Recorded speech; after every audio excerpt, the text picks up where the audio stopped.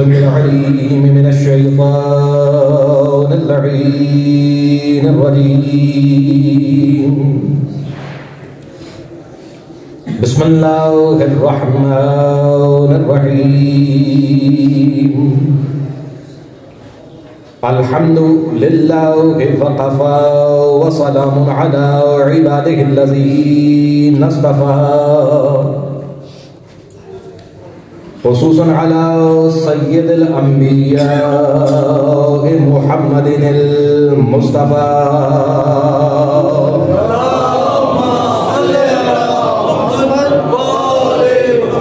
المركب بالياسين والطه وعلى آله الطيبين الطاهرين المعصومين النجباء الشرفاء الذين أذهب الله عنهم الرجس وطهرهم تطهيرا.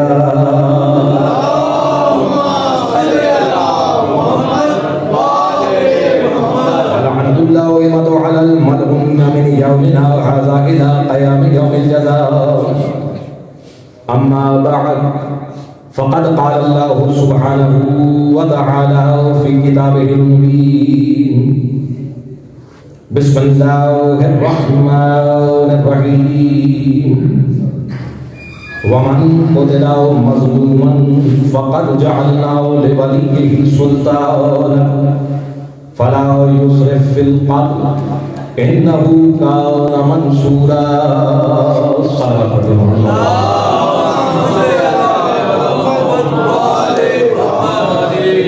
آج سب کی خدمت میں آج کی رات کی مناسبت سے اور کل کے دن کے حوالے سے دل کی گہرائیوں سے آپ کی خدمت میں ہدیہ تہنیت پیش کرتا ہوں، اور ہم سب کی طرف سے یقین محمد والے محمد علیہ السلام کی خدمت اقدس میں بھی آج کی رات کا اور کل کے دن کا ہدیہ تہنیت اس دعا کے ساتھ جن کے نام پہ یاد ذکر ہو رہا ہے، مولا اس کو قبول بھی فرمائے، اور آج کا یہ ذکر اور اس کے بعد آنے والی سانسیں ہر سانس ہمارے معرفت میں اضافے کا سبب بنے، کہ یہ رات اور اس کے بعد آنے والے ایام اور جب تک سانسیں باقی ہیں یہ عہد کیجیے گا آج کے بعد کہ اس کوشش کے ساتھ کہ جتنا بھی وقت ملے وہ صرف اور صرف معرفت امام زمانہ علیہ السلام کوشش میں گزرے، اور یقیناً جس عہد کے ساتھ اور جس اقرار کے ساتھ میں اور آپ یہاں پر موجود ہیں وہ متقاضی بھی اسی چیز کا ہے۔ اقرار یقیناً آپ کے ذہنوں میں ہے کہ کیا ہے، کہ محمد رسول اللہ علی ولی اللہ، یہ اقرار کر کے آپ یہاں پر تشریف لائیں، اور یقیناً یہ اقرار اس چیز کا متقاضی ہے کہ آپ اپنے زمانے کے امام کی معرفت کو حاصل کریں، اور یقیناً اس کے اوپر بہت بڑی دلیل یہ بھی ہے، فرمان معصوم ہے کہ اگر جاہلیت کی موت سے بچنا چاہتے ہیں اور نہیں چاہتے کہ خدا نہ کرے کہ بروز محشر ان جاہلوں کے ساتھ ہمارا بھی حشر ہو، تو وہ صرف اور صرف منحصر ہے اس بات پر کہ آپ وقت امام کی معرفت حاصل کریں۔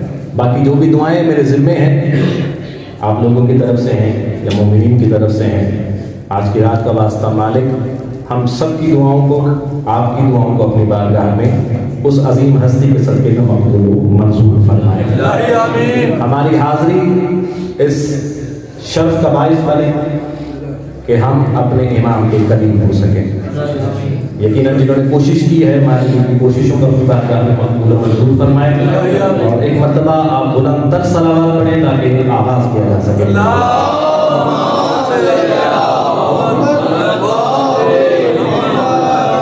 تو ہر منتظر کو منتظر کی ولادت مبارک، اور آج کی رات جاگیں گے سب مسلمان، ہم بھی جاگیں گے، تو سمجھ آیا منتظر ہوتا ہی کوئی جو سونے نہ دے۔ یہ اگر سوچ رکھ کے آج کی رات جاگتے ہیں دیکھیں انتظار جو ہے اس کے بارے میں کہا جاتا ہے کہ الانتظار اشد من الموت، یعنی کہ جو منتظر ہوتا ہے نا اس کے لیے ایک ایک لمحہ جو ہوتا ہے وہ کیسا ہوتا ہے؟ بڑا مشکل ہوتا ہے، موت ہی ہوتی ہے۔ تو آج کی رات ہو گئی نا خاص امام زمانہ علیہ السلام کہ وہ منتظر ایسا ہے کہ خالق نے اس رات کو سونے نہیں دینا مسلمان کو، اس کے اندر یہ عادت آج کی رات جس نے بھی اقرار کر لیا، یہ پہلی رات ہی امام کی آمد کی جو ہے، ان کی ولادت کی جو ہے، یہ ماننے والوں کے لیے اس بات کے ساتھ خاص ہے کہ آج کی رات شب داری ہوگی، اور شب داری صرف شب داری نہیں ہوگی، ذکر خدا ہوگا، ذکر رسول اللہ ہوگا، ذکر معصومین ہوگا، اور وہ سیڑھی بنے گی اور وہ وجہ بنے گی کس کے ساتھ جڑنے کی؟ امام زمانہ علیہ السلام۔ تو یہ نوجوان میرا آج کی رات کو سمجھے، صرف جاگنا نہیں ہے، جاگنا ہے تو ویسے جیسے آپ کا امام چاہتا ہے، جیسے آپ کا رسول چاہتا ہے، جیسے آپ کا خدا چاہتا ہے، یقیناً دعاؤں کے ساتھ جاگنا ہے، جڑی ہوئی ہیں ضروریات، مانگیں گے بھی انشاءاللہ العزیز اور ملے گا بھی، لیکن جتنی معرفت بلند کر کے مانگیں گے اتنا زیادہ آزاد ہوگا۔ اپنی دعاؤں میں پہلے میں نے اکثر آپ کے ساتھ پہلے بھی اس بات کا تذکرہ کیا ہے کہ آپ کا اپنے امام کے ساتھ یا اپنی کسی بھی حبیب ہستی کے ساتھ تعلق جو ہے وہ کیا چیز واضح کرتی ہے؟ آپ کی دعا، جو آپ اس سے مانگ رہے ہیں وہ آپ کے تعلق کو ظاہر کرتی ہے کہ آپ کا تعلق ان کے ساتھ کیسا ہے۔ تو کوشش کریں گے کہ آج کی رات ہمارا تعلق اور آج سے ہمارا تعلق ہمارے امام کے ساتھ اور زیادہ پختہ ہو اور زیادہ واضح ہو۔ ایک سلوات پڑھ لیجیے محمد و علی محمد۔ جیسے میں نے عرض کیا کہ تذکرہ ہوگا امام زمانہ علیہ السلام کا، میں کوشش کروں گا، یقیناً کچھ چیزیں پہلے سے بزرگان یہاں پر موجود ہیں وہ جانتے ہیں، لیکن نوجوان تک پہنچانا ضروری سمجھتا ہوں۔ یقیناً اس میں کہیں تکرار بھی ہوگی، لیکن آپ نے بڑی ہی یقیناً مجھے اس چیز کا بھی اندازہ ہے کہ آپ اچھے طریقے سے اس کو سماعت فرمائیں گے۔ جس آیت کو میں نے سرنامہ کلام بنایا ہے سورہ بنی اسرائیل کی آیت ہے اور 33ویں، میرا خیال ہے بالکل ہاں 33ویں، اور اس کے اندر خداوند متعال فرما رہا ہے وَمَنْ قُتِلَ مَظْلُومًا فَقَدْ جَعَلْنَا لِوَلِيِّهِ سُلْطَانًا۔ جو قرآن شناسی ہے، قرآن شناس ہے، تلاوت کرتے رہتے ہیں، ان لفظوں پر تھوڑا سا غور کریں گے۔ کیا فرما رہا ہے خدا کہ وَمَنْ قُتِلَ مَظْلُومًا فَقَدْ جَعَلْنَا لِوَلِيِّهِ سُلْطَانًا، اور جو کوئی مظلوم اس حالت میں قتل ہو جائے تو وہ مظلوم ہو، تو اللہ کہتا ہے کہ ہم کیا کرتے ہیں کہ ہم اس کے ولی کو سلطان بنا دیتے ہیں۔ جو بھی مظلوم قتل ہو جائے اللہ کا فرما رہا ہے کہ ہم اس کے ولی کو سلطان بنا دیتے ہیں۔ تو جو فضائل امام زمانہ آج سننے آیا ہے اس آیت کو رکھیں اور پھر مقام امام زمانہ علیہ السلام کہ جو کوئی مظلوم قتل ہو جائے ہم اس کے ولی کو سلطان بنا دیتے ہیں۔ سلطان سے کیا مراد ہے؟ اب میں اس کو ایک اور روایت کے ساتھ واضح کروں اپنے نوجوانوں تک، اس کو سمجھیے گا، کوئی مقابلہ نہیں ہے لیکن اس کو سمجھنا ہے نوجوان۔ یہ آیت ذہن میں ہے نا کہ اگر کوئی مظلوم قتل ہو جائے تو ہم اس کے ولی کو سلطان بنا دیں۔ امام زمانہ علیہ السلام کی خصوصیات میں سے خصائص میں سے ایک خصوصیت یہ ہے، اس کو سمجھنا کہ کتنے ائمہ ہیں؟ 12 ائمہ۔ ہر امام جو باپ ہے وہ اپنے بیٹے سے افضل ہے، سمجھ رہے؟ ائمہ میں سے ہر امام جو باپ ہے وہ اپنے بیٹے سے افضل ہے، ٹھیک ہے؟ مولا علی علیہ السلام جناب حسن کریمین کے لیے ارشاد فرمایا گیا کہ سیدہ شباب اہل الجنہ، لیکن بات کو یہاں روکا نہیں کہ کہیں غلطی نہ لوگ ہیں سوچنے والے، نقص نکالنے والے کہ شاید علی کا وہ مقام نہیں ہے جو حسنین کا، کیونکہ ان کو تو سردار کرا دیا، نہیں، فرمایا کہ ان کا باپ ان سے افضل ہے، کہ کوئی ذہن کے اندر خدشہ نہ رہ جائے کہ حسنین بالکل کیا ہے سید شباب اہل الجنہ. ٹھیک ہے، اسی طرح آگے چلتے ہیں. آپ دیکھیں گے کہ ہر امام جو باپ ہے وہ اپنے بیٹے سے افضل ہے. ایسے ہے کہ نہیں؟ گھبرا تو نہیں ہے؟ امام جعفر صادق علیہ السلام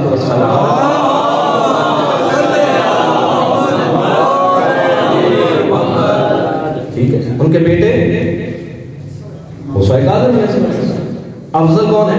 امام جعفر صادق. امام زمانہ کے خصائص وہ کہ جو صرف اور صرف اس شخصیت کے پاس ہے، کسی اور کے پاس نہیں.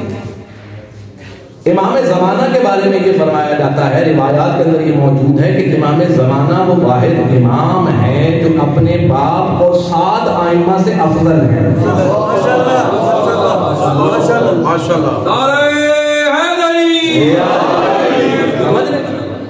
امام زمانہ اپنے والد امام حسن عسکری اور 7 ائمہ، یعنی کہ پہلے امام علی علیہ السلام، جناب حسنین کریمین علیہ السلام، ان 3 اماموں سے باقی جتنے بھی ائمہ ہیں امام زمانہ کا مرتبہ. میں پھر وہی بات کر رہا ہوں کہ ذہن میں مقابلہ نہیں لے کے آنا، یہ ایک فضیلت ہے امام زمانہ، یہ ان کی خصوصیت ہے جو کسی اور امام کے پاس نہیں. یہ باقی اپنے باپ جو ان کے امام حسن عسکری باقی 7 ائمہ سے بلند ہیں. وجہ کیا ہے؟ وجہ یہ آیت ہے کہ وَمَنْ قُتِلَ مَظْلُومًا فَقَدْ جَعَلْنَا لِوَلِيِّهِ سُلْطَانًا. جب کوئی مظلوم قتل کر دیا جاتا ہے تو ہم اس کے ولی کو سلطان بناتے ہیں، کیونکہ سلطان کے ذمے ہوتا ہے اپنے مظلوم جو قتل ہوا ہے اس کا بدلہ لینا. وہ ولی الدم ہوتا ہے. امام حسین قتل ہوتے ہیں، سید سجاد آتے ہیں، مصلحتاً دیکھیں وہ ولی ہے اس وقت کے، وہ امام ہے اس وقت کے، ولی الدم ہے. ان کے اوپر امام حسین کے قتل کا بدلہ لینا قرآن کی روح سے اور ویسے بھی کیا ہے انہی کا حق ہے نا، لیکن وہ نہیں لیتے. سلسلہ آگے چلتا ہے امام حسن عسکری علیہ السلام تک، لیکن کسی بھی اور امام کے ساتھ منتقل کا لفظ نہیں لگتا سوائے امام زمانہ علیہ السلام. یہ وہ فضیلت ہے جو امام کو 60 ائمہ سے بلند کرتی ہے. تو میرا اور آپ کا امام وہ واحد امام ہے جو اپنے والد سے بھی افضل ہے، 7 ائمہ سے افضل ہے. کس وجہ سے؟ کہ یہ وہ ہے کہ جو اپنے جد حسین کے قتل کا بدلہ لے گا. قرآن کہتا ہے کہ جب ولی آتا ہے تو ہم اس کو سلطان بناتے ہیں، اور وہ چونکہ صرف اور صرف امام زمانہ علیہ السلام کے پاس ہے، اس لیے معصوم کا باقی ائمہ سے، باقی معصومین سے مرتبہ بلند ہے. ایک صلوات پڑھیں مل کے محمد. اور ایک اور فضیلت سماعت فرما دیں، امام زمانہ علیہ السلام، امام کا ذکر ہونا ہے تو کچھ نہ کچھ تو آپ کے عرفان میں اضافہ ہونا چاہیے، نوجوانوں کو معلومات میں اضافہ ہونا چاہیے، پتہ ہونا چاہیے کہ یہ امام خاص طور پر امام زمانہ کب دنیا میں تشریف لائے، کون سا سن تھا، غیبت کبریٰ کا آغاز کب ہوا. یہ چھوٹی چھوٹی باتیں نوجوانوں کو پتہ ہونی چاہیے، کیونکہ اس سے آپ کا رابطہ جو ہے وہ مضبوط ہوتا ہے اپنے وقت امام کے ساتھ. آپ یقیناً سنتے رہتے ہیں کہ جناب محمد مصطفیٰ صلی اللہ علیہ وسلم یہ حدیث ہے کہ میں اور علی امت کے باپ ہیں. تو باپ کا پتہ کیسے چلتا ہے؟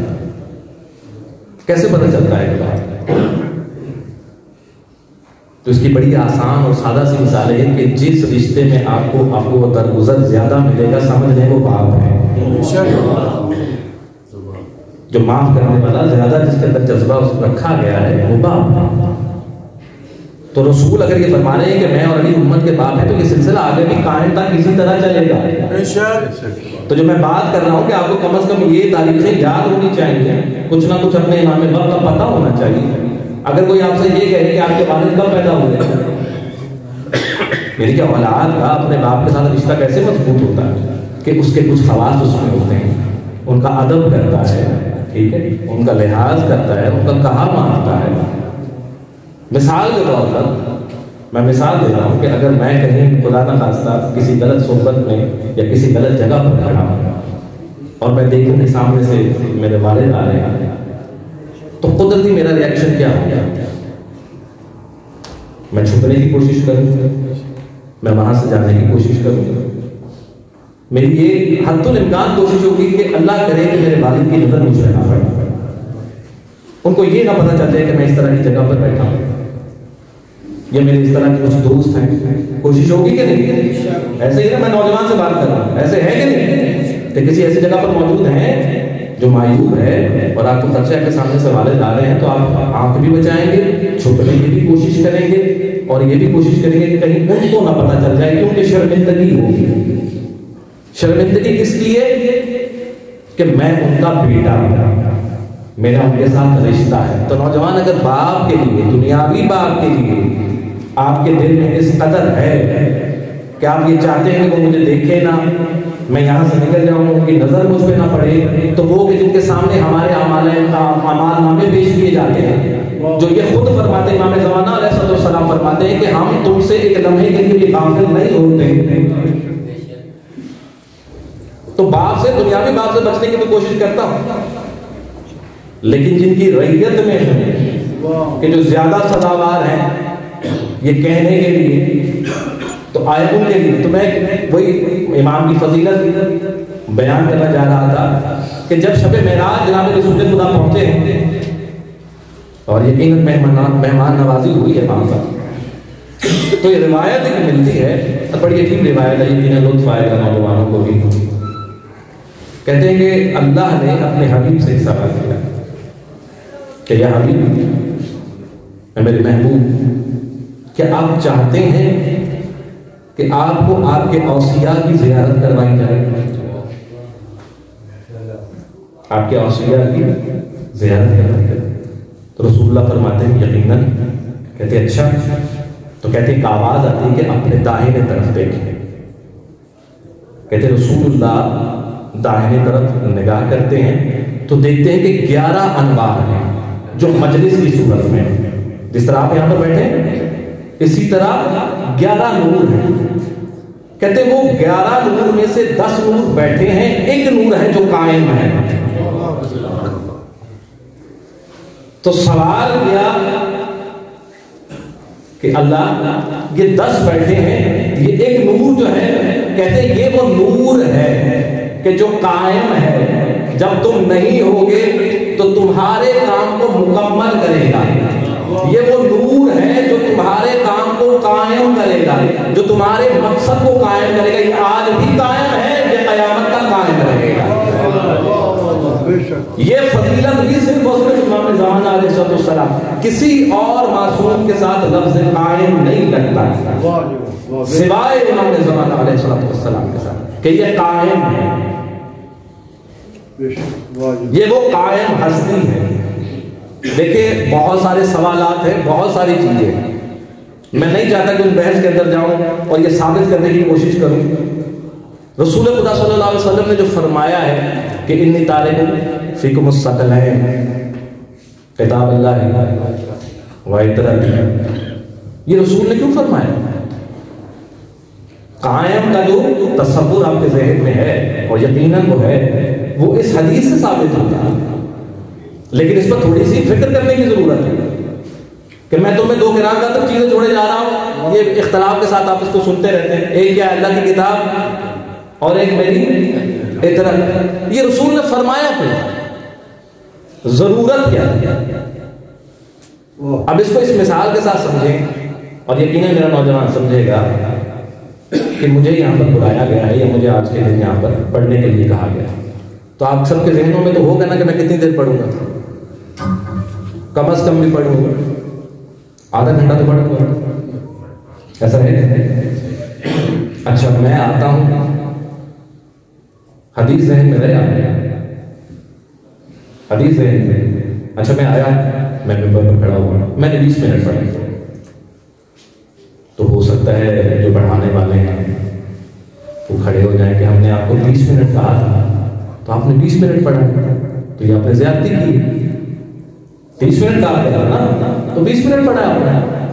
تو ہو سکتا ہے 2-4 لوگ میرے حق میں بھی کھڑے ہو جائیں کہ نہیں ٹھیک ہے نبی صاحب یہ 20 منٹ بھی کافی تھے. جو بات یا میسج جو آپ پہنچانا چاہتے تھے وہ الحمدللہ بڑے اچھے طریقے سے پہنچ گئے. یہ 20 منٹ کی بات ہے. اچھا اگر اس کو میں 15 منٹ پہ لے جاؤں اور کام کروں تو ہو سکتا ہے اور زیادہ لوگ کھڑے ہو جائیں. اچھا اسی کو میں اور پیچھے 10 منٹ پہ لے جاؤں, 10 منٹ کا خطاب کروں تو پھر کیا ہوگی شروع میں زیادہ لوگ جو ہیں ان سے سوال کرنے والے ہوں گے کہ آپ کو اب جو میرے ساتھ کھڑے ہونے والے ہیں وہ کم ہو جائیں گے نا. اگر پہلے 4 لوگ کھڑے ہوں گے تب ہو سکتا ہے ایک بندہ کھڑا ہو. نہیں نبی صاحب آپ نے زیادتی کی ہے. ہو سکتا ہے کوئی بندہ کہ نہیں یار ٹھیک ہے 10 منٹ بھی بہت ہے, بات جو پہنچ گئی تو یہ کافی ہے. لیکن اختلاف کرنے والوں کی تعداد زیادہ ہو جائے گی. اچھا اب میں آؤں اب میں کہوں خطبہ پڑھوں اور آپ سب کو آج کے دن کی مبارکباد اور پھر دعا کرا پھر صورتحال کیا ہو گیا. پھر یقیناً آپ سب کو اٹھ کے کھڑا ہونا بنتا ہے کہ آپ کو آدھے گھنٹے کے لیے کہا گیا تھا اور آپ صرف خطبہ پڑھا ہے اور دعا. تو میں کہوں کہ میں نے تو پورا 1 منٹ 60 سیکنڈ پڑھے. کہتے نہیں آپ کو 60 سیکنڈ کے لیے تو نہیں بلایا گیا نا, آپ کو تو آدھے گھنٹے کے لیے بلایا گیا. آپ کا اعتراض کرنا بنتا ہے کہ نہیں بنتا؟ اگر آپ ہاں کہیں گے تو میں ناراض نہیں ہوں گا. ایک سلمان پڑھے میرے کے محمد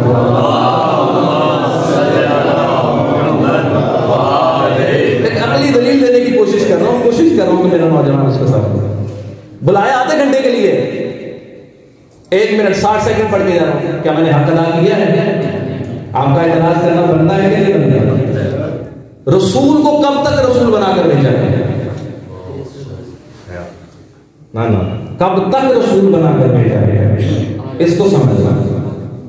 کب تک رسول بنا کر بھیجے گئے؟ مشکل سوال. قیامت تک کے لیے. کتنی دیر رسول نے تبلیغ کی ہے؟ 63 میں سے بھی 23 سال تبلیغ ہے رسول کی. کتنی؟ 23. اور رسول کب تک کے لیے ہے؟ قیامت تک کے لیے. اعتراض کرنا بنتا ہے کہ نہیں بنتا؟ میرے آدھے گھنٹے پہ آپ اعتراض کر رہے ہیں کہ نہیں کر رہے ہیں کہ آدھے گھنٹے کے لیے بلایا تھا اور 1 منٹ پڑھا ہے؟ قیامت آنے کا پہلے کسی کو پتا نہیں. رسول نے کتنی زندگی تبلیغ کی؟ 23 سال. کوئی اٹھ کے سوال کر سکتا تھا نا کہ یا رسول اللہ آپ تو قیامت تک کے لیے قیامت تک کے لیے ہدایت آپ کے ذمہ ہے اور آپ 23 برس کی محنت کر کے بس دنیا سے رخصت ہو رہے کہ آپ نے حق ادا کیا. اس لیے رسول نے فرمایا انی تارک فیکم الثقلین. دیکھو میری ظاہری خدمت میں نہ جان, میں تم میں بہت بھاری گراں قدر چیزیں چھوڑ کر جا رہا ہوں. کیا؟ کتاب اللہ کی کتاب. اور دیکھو صرف اللہ کی کتاب نہیں, اگر میں نہ ہوتا تو تمہیں کتاب سمجھ نہ آتی. یہ تو میں تو تمہیں کر کر کے دکھاتا رہا اور تم سمجھتے رہے. کتاب ہے قیامت تک کے لیے. میں رسول ہوں قیامت تک کے لیے. ظاہری موجود نہیں ہوں گا لیکن دیکھو میں بندوبست کر کے جا رہا ہوں. کوئی نہ کوئی مجھ جیسا ہوگا. جس طرح سے میں کر کر کے قرآن سمجھاتا رہا وہ بھی میرے بعد اسی طرح سے ہدایت کے سلسلے کو جاری رکھے گا.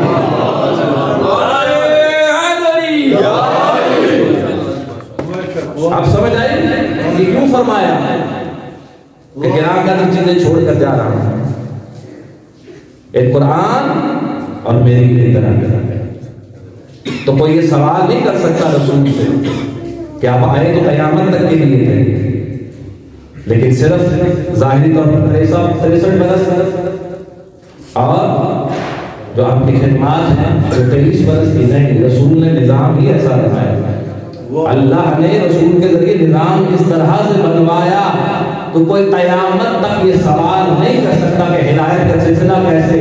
ہدایت کا سلسلہ جاری و ساری ہے قیامت تک کے لیے, کیونکہ یہ میرا اور آپ کا بنیادی حق ہے. ہدایت مجھے اور آپ کو آخری سانس تک اور جب تک آخری انسان موجود ہے اس کا حق ہے کہ اس کو ہدایت پہنچائی جائے. اللہ نے رسول کے ذریعے یہ جملے کہلوائے کہ ان کو بتا کر جاؤ. اب دیکھو اس کو ماننا یا نہ ماننا یہ تمہاری ذمہ داری ہے، یہ تمہاری اپنا فیصلہ کرے گا۔ لیکن ہر دور میں کوئی مجھ جیسا ہوگا، مجھ جیسا ہوگا اور تمہیں ویسے ہی سمجھائے گا، تمہیں ویسے ہی کر کے دکھائے گا جیسے میں رسول کر کے دکھاتا ہوں۔ نہ اس کے قول میں کوئی تضاد ہوگا مجھ سے، نہ اس کے فعل میں کوئی تضاد ہوگا مجھ سے۔ اور الحمدللہ میں اور آپ آج یہاں پر اگر بیٹھے ہیں تو اس چیز کو تسلیم کر کے، اس کو مان کے، لیکن مسئلہ کیا ہے کہ مان تو لیا، تسلیم تو کر لیا، لیکن کہیں نہ کہیں کوتاہی بھی ساتھ ساتھ ہے۔ میرا اور آپ کا امام اس قدر شفیق ہے، اس قدر محبت کرنے والا ہے، اس قدر محبت کرنے والا۔ دیکھیں معاملات ہوتے ہیں دنیا کے اندر، یہاں تک ہوتے ہیں کہ رشتے ٹوٹ جاتے ہیں، یہاں تک ہوتا ہے کہ باپ بیٹے کو آگ کر دیتا ہے، یہاں تک ہوتا ہے کہ بیٹا باپ کو چھوڑ دیتا ہے۔ کس وجوہات پر؟ کون سے عوامل ہوتے ہیں؟ یقیناً اگر باپ نے بیٹے کو آگ دیا ہے تو اس کی سب سے بڑی وجہ نافرمانی ہوگی، حکم عدولی ہوگی، اس کی بات کا نہ ماننا ہوگا۔ لیکن دیکھیں تو صحیح اپنے امام کی طرف کتنا قریب ہے، کتنا شفیق ہے۔ کیا میرا پورا دن امام کی اطاعت میں گزرتا ہے؟ نہیں گزرتا، لیکن اس کے باوجود وہ مجھ سے رشتہ نہیں توڑتا۔ ہاں کہیں نہ کہیں میں کوشش کر رہا ہوں، میں ان سے ہاتھ چھڑوانے کی کوشش کر رہا ہوں، امام میرا ہاتھ چھوڑنے کو تیار نہیں ہے۔ امام یہی چاہتا ہے کہ میں اس کو مقام تک لے کر جاؤں، میں کہیں نہ کہیں یہ ضد لگا کر بیٹھا۔ تو یہی تو چیز ہے سمجھ لیں کہ صرف تسلیم کر لیا تو کیا یہ کافی ہے؟ اور دعاؤں میں گزار دے اور اس کو یہی نہ پتہ چلے کہ میرے اندر کمی کیا ہے، تو پھر نہ تو وہ امام سے شکوہ کر سکتا ہے، نہ ہی اللہ سے شکوہ کر سکتا ہے۔ اور یقیناً جو صحیح معنوں میں عرفان کی منزلوں کو طے کر چکے ہیں، یہ درجہ مومنیت پر ہے، یہ درجہ محب پر ہے، شکوہ ان میں ہے ہی کیا؟ وہ تو ہر طرح کے ساتھ راضی ہے، وہ آسانی ہے، وہ مشکل ہے، جس طرح سے بھی ہے وہ اس پر راضی ہے۔ لیکن یہ میرے جیسے ہیں کہ جن پر تھوڑی سی مشکل آتی ہے تو شکوے گلے شروع ہو جاتے ہیں، لیکن اپنی ذات پر دھیان نہیں دیتے، اپنے اندر جھانک کر نہیں دیکھتے۔ پھر وہی بات، آج کی رات گزارے تو اس امر کے ساتھ، اس سوچ کے ساتھ، اس فکر کے ساتھ کہ مالک مجھے وہ توفیق عطا کر کہ میں اپنے امام غم کے لیے آنسو یا گریے کا باعث نہ بنوں، مسرت و خوشی کا باعث بنوں۔ یہ دعا آپ کی دعاؤں میں آج کی رات ہونا لازم ہے۔ ٹھیک ہے باقی آپ کی جو بھی دعائیں جو بھی حاجات رکھیے گا، لیکن ان سب بڑی دعاؤں سے بڑی دعا یہ ہے کہ مالک تو میرے رشتے کو مضبوط کرتے میرے امام کے ساتھ، میرے اندر وہ صلاحیت پیدا کر کہ میں معرفت امام حاصل کر سکوں اور میں اپنے امام کے لیے خوشی کا باعث بن سکوں۔ میں وہ بن جاؤں کہ اگر میرے نگاہ میرے امام کی مجھ پر پڑے تو وہ مسکرا کر، دکھی ہو کر، میرے اعمال کو ایسا بنا دے کہ جب وہ میرے امام کے حضور پیش ہوں تو میرا امام میرے لیے دعا کرے مسکراتا ہوا، گریہ کرتا ہوا، نہ دعا کرتا۔ باقی یقیناً آج کی رات یہاں جامعۃ الزہرا میں بھی، یقیناً ہر مرکز میں آج کی رات شب بیداری ہوگی، ہمارے ماہ شعبان رمضان آئیں گے، کوشش کریں گے کہ اپنے رابطے کو اپنے امام کے ساتھ مضبوط کر دیں، یا کم از کم کوشش تو کیجیے۔ آج کی رات میں نے جیسے شروع میں کہا کہ ہمارا امام بہت کریم ہے، بہت رحیم ہے، اور کیوں نہ ہو، رحمت للعالمین، انہی کی لڑکی سے تو ہے، ان کی محبت کا عالم میں اور آپ نہیں سمجھ سکتے کہ میرے اور آپ کے ساتھ کیا ہے۔ خدا کی محبت، رسول کی محبت یا امام کی محبت کو میں اور آپ نہیں سمجھ سکتے، لیکن میں چھوٹے سے واقعے سے کوشش کرتا ہوں کہ نوجوان والے سے اختتام کر رہا ہوں کہ آپ اس کو سمجھ سکیں۔ جناب موسیٰ کا واقعہ ہے. جناب موسیٰ نے سوال کیا تھا کہ یا اللہ تو اپنے بندے سے کتنی محبت کر. یقیناً بزرگوں نے واقعہ سنا، نوجوانوں نے بھی شاید سنا، لیکن اس سے آپ نے اندازہ لگانا ہے کہ امام یا رسول یا اللہ آپ سے کتنی محبت کرتا ہے، اپنے بندے سے کتنی محبت. تو اللہ نے فرمایا کہ موسیٰ ایک فلاں جگہ ہے، وہاں چلے جاؤ، وہاں پہ ایک میدان ہوگا، اس کے آگے ایک پہاڑ ہے، پھر آگے بستی ہے، تو وہاں پر چلے جانا، اس میدان میں کھڑے رہنا، اور دیکھو جو بھی ہو رہا ہو اس میں صرف دیکھنا ہے تم نے، اس میں دخل اندازی نہ کرنا، کوئی بات نہیں. ٹھیک ہے، حکم خدا بندی ہے. موسیٰ چلے گئے اس جگہ پر جہاں پر بتایا گیا. وہاں دیکھتے ہیں کہ ایک لڑکا ہے اور اس کی ماں. اچھا، اس نے اپنی ماں کے ہاتھ پکڑے ہوئے ہیں اور لے کر جا رہا ہے آگے آگے.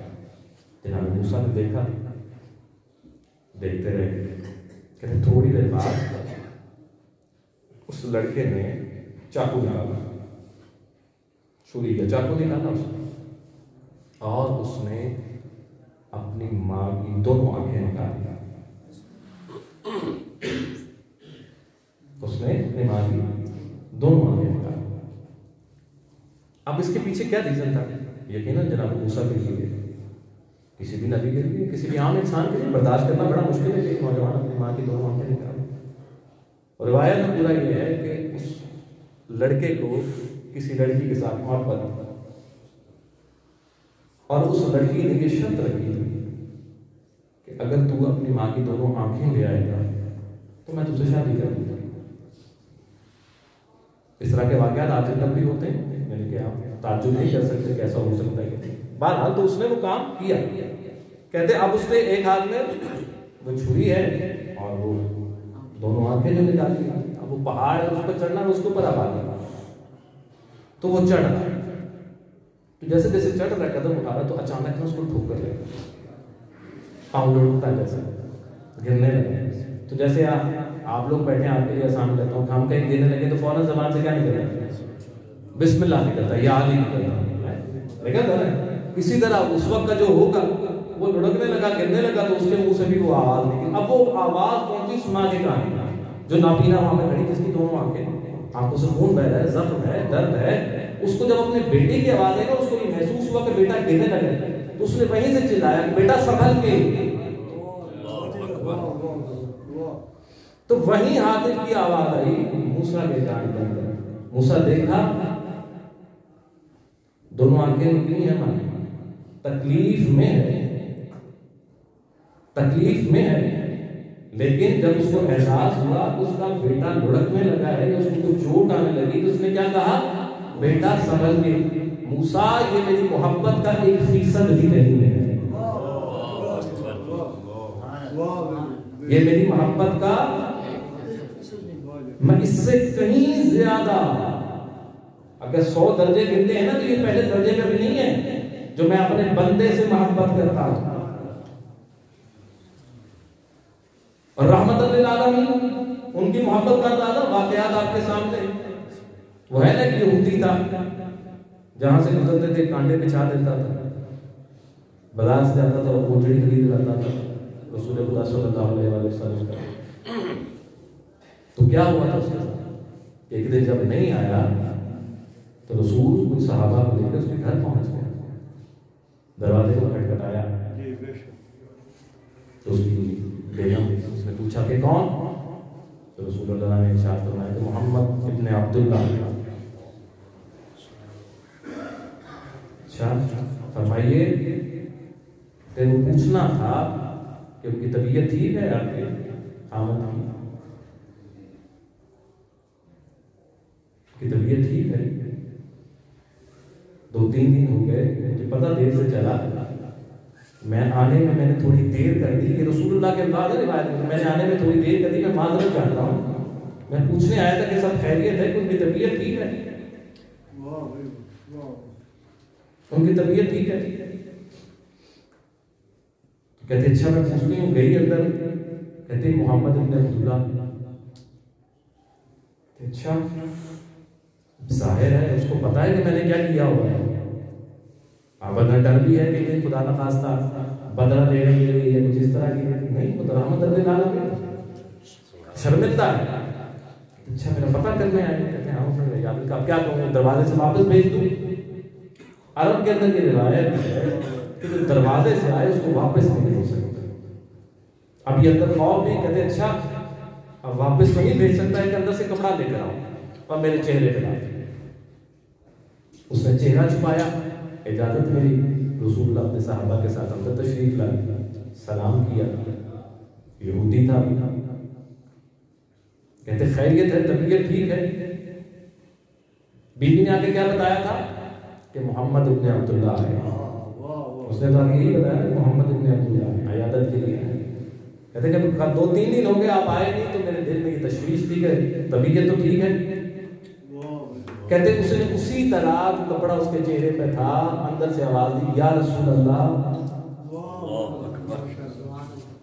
یہ رسول کا کہتا ہے، انہی کے فرزند محمد مہدی. لیکن سمجھنے کی بات جو نوجوان اسے سمجھے، اگر آپ پر رحم کیا جا رہا ہے، آپ سے محبت کی جا رہی ہے، تو اس کا ناجائز فائدہ نہ اٹھائیے. رسول کا وہ قدم جو انہوں نے اٹھایا رحمت للعالمین کے طور پر، اس کا رزلٹ کیا نکلا؟ یا رسول اللہ. وہ شخص جو کانٹے بجھا رہا ہے، بے ادبی کر رہا ہے، اتنے سے واقعے نے اس کے ذہن کو پلٹ دیا. اگر اتنا سا واقعہ اس کا ذہن اس یہودی کا بدل سکتا ہے، تو ہم تو تسلیم کر چکے ہیں، ہم تو مان چکے ہیں. تو پھر یہی بات رہ جاتی ہے نوجوان کہ ہم تو یہ مان تو چکے ہیں، لیکن وہ جو محبت ہم سے کر رہے ہیں شاید ہم اس کا ناجائز فائدہ اٹھا رہے ہیں. تو ناجائز فائدہ مت اٹھائیے. محبت کا جواب محبت سے، محبت کا جواب اپنی اطاعت سے، فرما برداری سے. اپنے رشتے کو مضبوط کیجیے. آج کی دعا یہی ہے کہ مالک ہم سب کو صحیح معنوں میں مربوط ہونے کی توفیق عطا فرمائے. ہمارے رب امام زمانہ علیہ السلام سے آپ سب سے گزارش کروں گا ایک مرتبہ کھڑے ہو جائیں، مل کے دعائے امام زمانہ علیہ السلام کی تلاوت کرتے ہیں. اللہم صل علی محمد و آل محمد. بسم اللہ الرحمن الرحیم. اللہم کل ولیک الحجۃ ابن الحسن صلواتک علیہ وعلی آبائہ فی هذه الساعة وفي كل ساعة وليا وحافظا وقائدا وناصرا ودليلا وعينا حتى تسكنه أرضك دوعا وتمتعه فيها قليلا. يا محمد وآل محمد صل على محمد وآل محمد وعجل البالغ. برائے ظہور امام زمانہ علیہ السلام 3 مرتبہ بلند تر صلوات. اللہم صل علی محمد وآل محمد. اللہم صل علی محمد وآل محمد. اللہم صل علی محمد وآل محمد. آئے ظہور امام زمانہ علیہ السلام بلند تر پرخلوص صلوات. اللہم صل علی محمد وآل محمد. پنجتن پاک پر امام 14 معصوم 72 شہداء کربلا علیہ السلام بلند تر پرخلوص صلوات. اللہم صل علی محمد وآل محمد. اللہم صل علی محمد وآل محمد. اللہم صل علی محمد وآل محمد. آجے جی باہر آ جائیں. شکریہ.